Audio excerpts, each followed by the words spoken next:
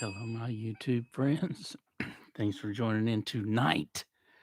Man, if you haven't hit that subscribe button right down there, go ahead and hit that button and slam that bell. Also, type down there as to why you love Shure microphones, and that'll get you in. Man, I'm so excited to be here tonight, man.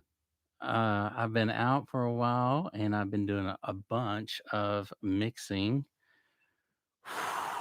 Wow. I gotta tell you guys, man, I've been mixing on the PreSONUS and on the Atom 5s, PreSONUS 5s.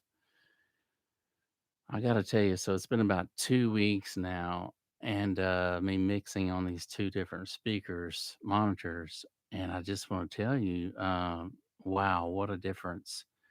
These two speakers sound completely different than what I thought they would sound like.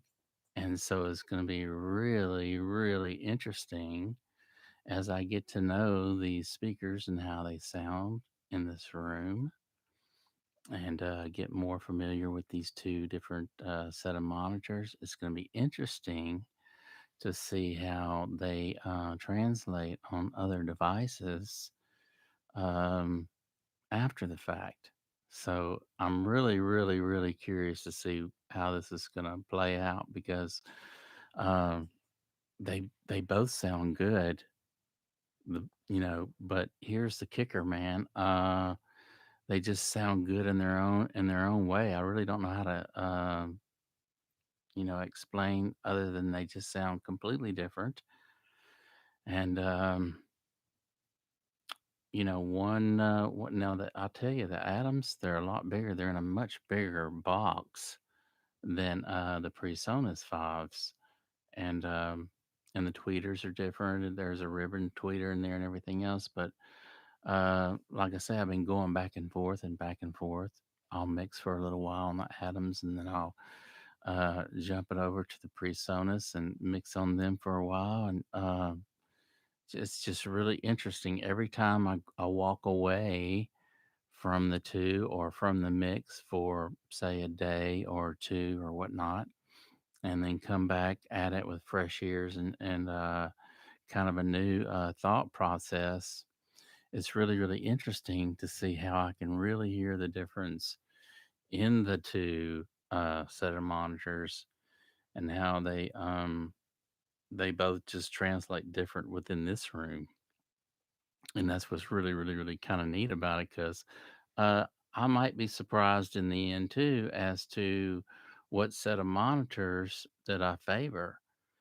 And so I'm excited about that. This is really a true test for me.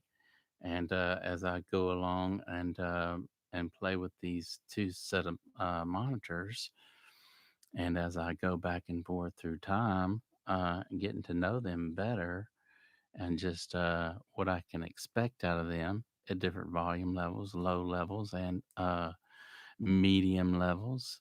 Um, but yeah, man, I wanted to share that with you guys tonight because I was so excited about getting on here and talking about that because a lot of people don't know, just as I didn't, and this little journey continues on until I can because I just don't know. They both sound good.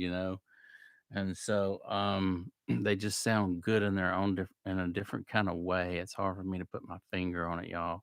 One kind of sounds like the atoms kind of sounds like it's a complete mix and everything's ready.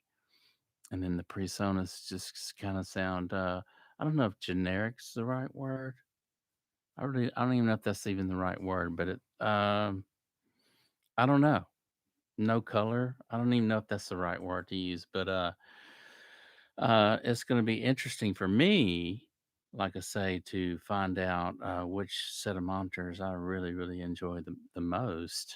And for right now, it's still like a guessing game because I don't even know. I haven't even dumped anything down to from either of the two, or what I thought was a good mix, and then go to different speakers to actually see how all that kind of translates on everything else, you know. And so that's really, really cool to be able to find all that out. But I've also been playing a lot in the DAW and playing a lot around with the waves. Some of their EQs are really, really cool. If you look in the thumbnail, that was one that I was playing with that they have out, and there's just so many different kind of compressors in these different plugins. And if you really get to listen to them and actually going back and forth from different EQs, you can really hear the difference. Some sound better than others, and some sound better than others in their own given way. Maybe for particular instruments, maybe one EQ might sound better on bass, or who knows. But I know they all sound different, and so man, I've been playing with that and really enjoying being able to play with that. And I've been working on this one song, and it's really kind of cool that I've been giving it time and stepping away and then coming back to it. And I'll get to a point where it sounds really good. And I think I really need to go ahead and print at this time and try to master it out or whatever the best I can and listen to it and just see what it sounds like on different units. And I have, I would say, probably four different set of speakers and areas that I could actually listen to the mix. And so, one is going to be my little tracker. I have a little tracker with some 6x9s in it, some Alpines in there, and then I want to say some kicker in the dash. But I really want to listen to that. I want to see what it sounds like on my little tracker cranked up. But it's just been fun being able to do something different and actually get into the mix, man. That's what it's all about, getting into the mix and enjoying what you're doing and getting excited about doing some recording. Man, you know, I've been just doing so many different things. I've been trying to keep up my schedule and working out and trying to do everything else and keep everything else in check. And so it's recording, as you guys know, when y'all get into the box and start recording and mixing and whatnot, it can really, really, really suck up a lot of hours and a lot of your time. And just trying different things out. You know, it's been a while since I've been in the box and actually been using a lot of my plugins. So I was like, man, I really, really need to get more familiar with all the plugins that I have and all the tools that I have. And because you can forget about some and just not have them as your right hand tool anymore. And so it's kind of been neat going back and checking all the different tools that's available to work with. And man, I gotta tell you, man, like I say, I've been having a blast using these EQs and just noticing how they all sound different. But I don't know if you guys can hear that. Let me turn the mic this way. Can y'all hear that? It almost sounds like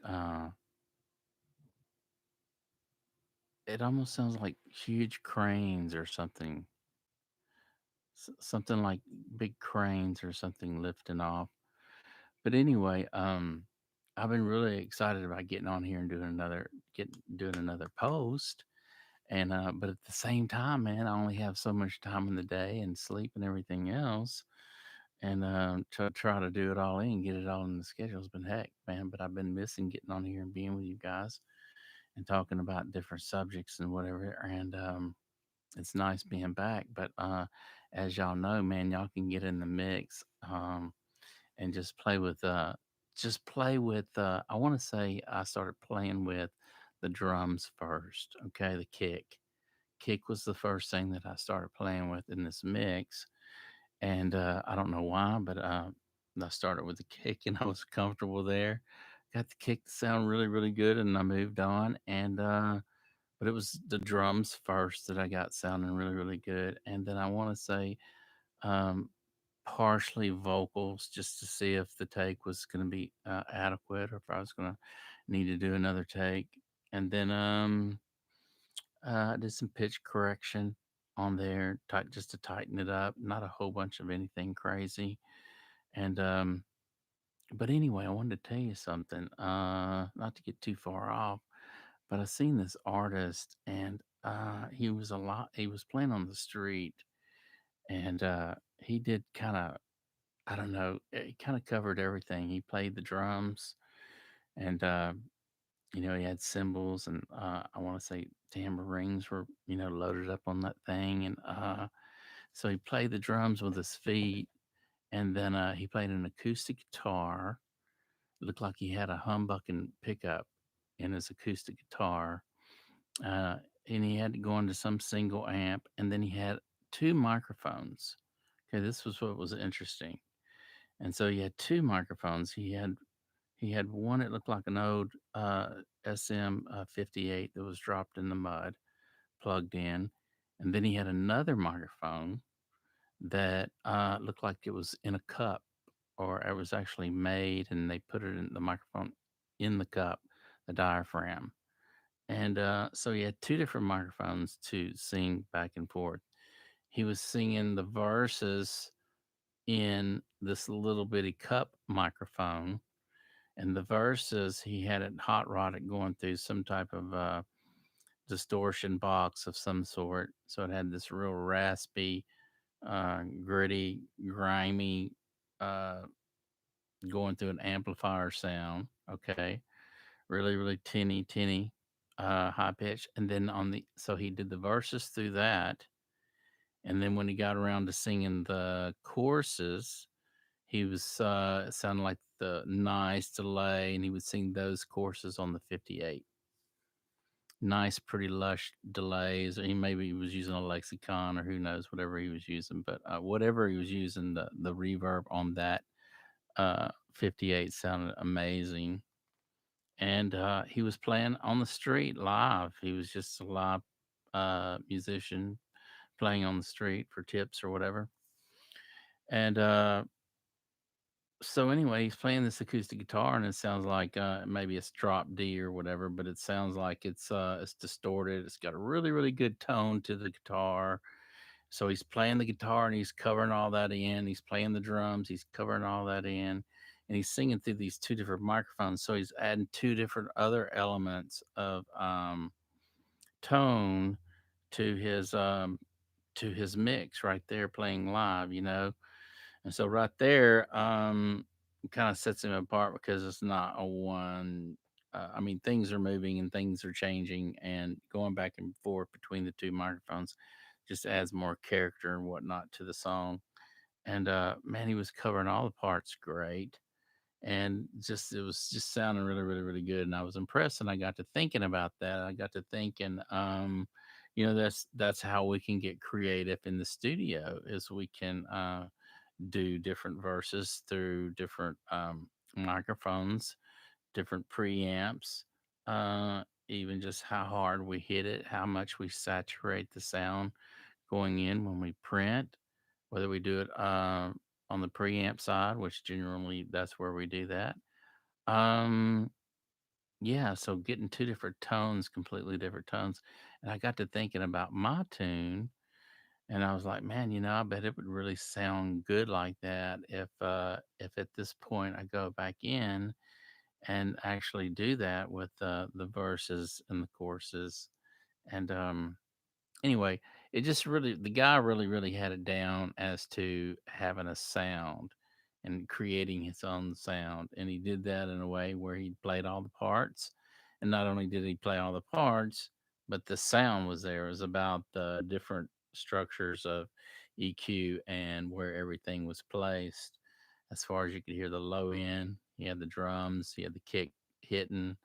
And so, anyway, I was just really impressed with that, and got to thinking, man, wow, it just gives us as engineers a lot of different options as to creating a good mix, and just different ideas, techniques that we can use to either create a sound for a particular artist or a band as a engineer or producer, or how we would like to have that sound and what's best for them. But it's interesting to see how that typically goes sometimes. I would really like to see more and more of bands. Um, back in the day, I remember that's what it was. You had a band, and it wasn't a lot about so much single artist or um, you know, I mean, they've been around for forever, but it just wasn't all about that. It was about bands, and I don't know if we'll ever get back to that, but it sure is good music when you do hear a good band that's been together a while and they just really groove and everything they do. They just really kind of feel like they're either brothers or they just gel. Everything just gels so well that you either feel like that you're listening to a record or um, just the whole vibe, the whole thing. You can even listen, go out, and man, I miss this so much, y'all. I miss going out to a concert, but it's so neat. That's why I love concerts because when you go, man, it's like, oh, you can really feel the musicians and feel how they get into the mix, and I mean, the jam, the songs, and just in that area alone. Um, just creates this vibe for me, and I really really enjoy live music and appreciate it, I guess. But it's interesting. So if you can capture that, it'd be neat to go back to having some records um, actually cut that you had some live bands that's been together and I've been jamming for a while and have a lot of cool creative songs. It'd be neat to hear that, man. I don't know. I don't know if we'll ever get back to that, but I sure hope we do. Uh, I've been having fun, playing in my little studio here and just enjoying, like I say, all the plugins that's available. Man, the ones I've really been digging to are some of the tape machines that you can actually um, dump down on. I've been putting some stuff on. I have this one called Kramer, and it's pretty cool, man. I really enjoy that, and it really does add a warmth and neat little kind of glue to the mix whenever you use those tape machines. And now they're making some really good ones that sound really good. And with all these different options on there, the tape speed that you're actually dumping down on, or just all kind of different variations that you could actually go into and change. It's kind of really neat. But I'll tell you something else I've been playing with is I've been playing with automation a little more and been enjoying playing with the automation on PreSonus. And so I need to get really good at that to where I can automate and draw it out a little quicker because I'm telling you, just the any little change that you do whenever you're mixing changes everything. Y'all know that. And so you have to be real careful and make decisions sometimes. And then sometimes you just do crazy things just to see what the heck it sounds like, just to step out of bounds and go way out. And so I've been having a little fun with that. No hurry actually dumping the mix down because I know when I do get ready to do it, I've known the song and stepped back from it for a while and played around with it in different variations of where the vocal should sit in the mix.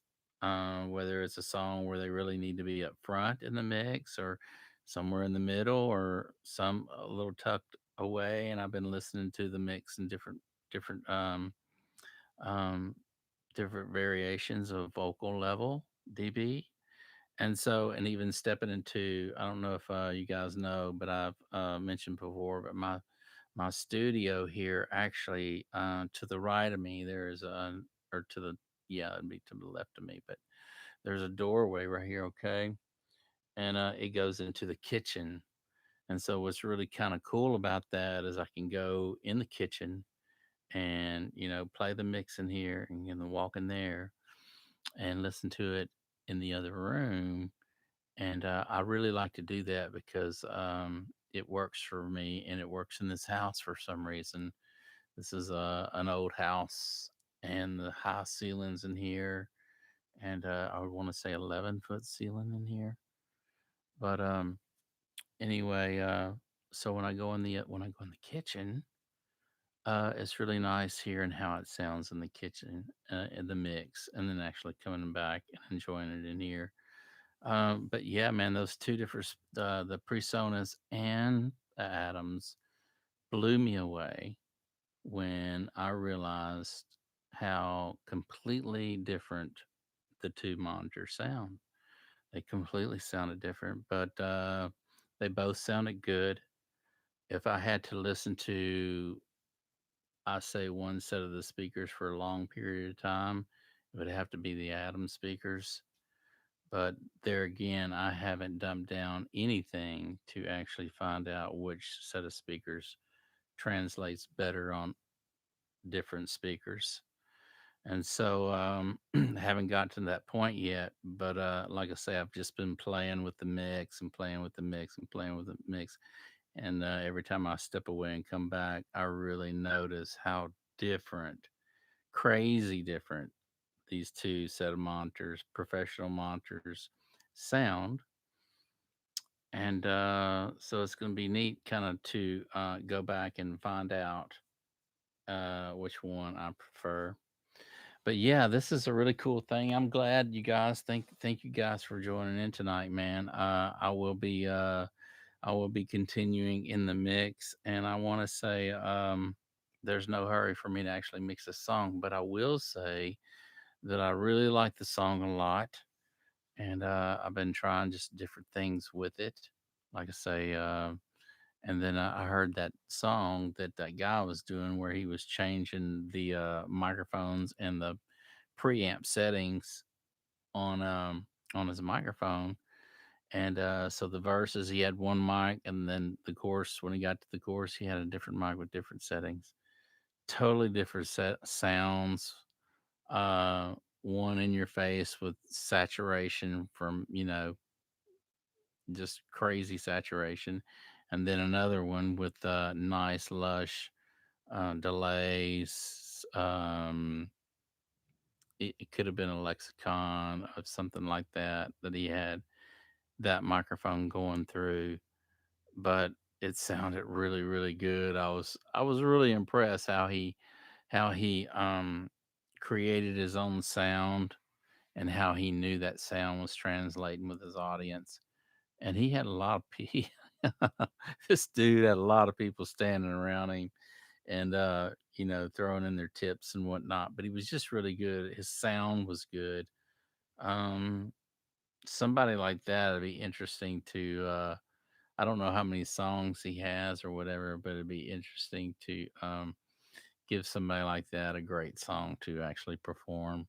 I don't know. I don't know if he's there, if he's actually. The song that I heard sounded really, really good.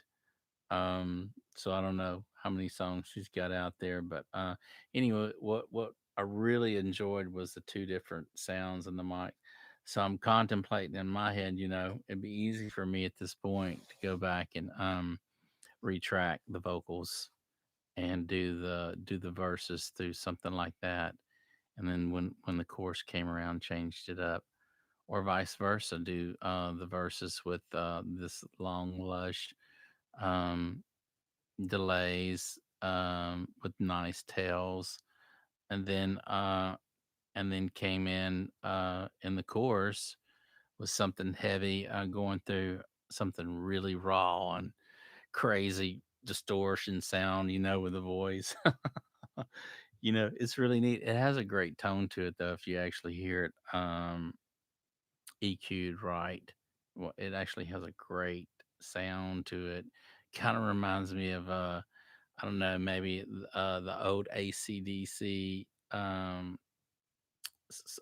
singer. I forget his name, the first guy that was with ACDC. But anyway, his voice, it sounded real tenor, real bright sounding, always real bright sounding in the mix. and then you had that tone up against Angus's guitar um, in the mix. So you had that variation of tone and EQ basically. Um, that really great gave them a great sound. You know, gave that group a great sound, and a lot of people loved it. And a lot of people never heard that sound like that before. A lot of smashing low end, driving rhythm, and ripping blues licks that um, um, Malcolm played. And so it's really kind of neat when you go and listen to those old songs like that, how great they were mixed out. It was simple stuff, but it was perfect. You know, they just really did some fantastic stuff. And then when you listen to stuff like Rush, if you guys remember Rush, with Geddy Lee in there, Rush with Geddy Lee, amazing, talented artist.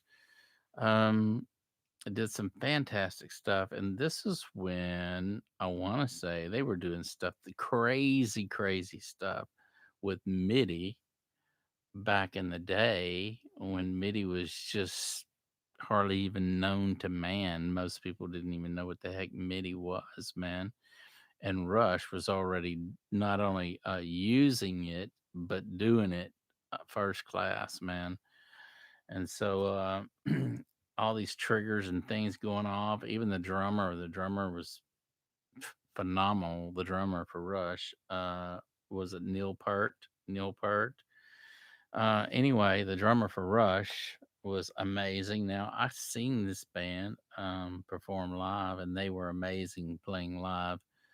It was one of those bands that sounded just like the album, but a lot of triggers and a lot of live percussion. Um, with their sounds, with their strings. Geddy Lee, man, he was really, really good. Their guitar player, I can't think of his name for Rush, but he was amazing too. That whole group was amazing. Everyone brought something to the table and was really, I don't know, just outstanding musician.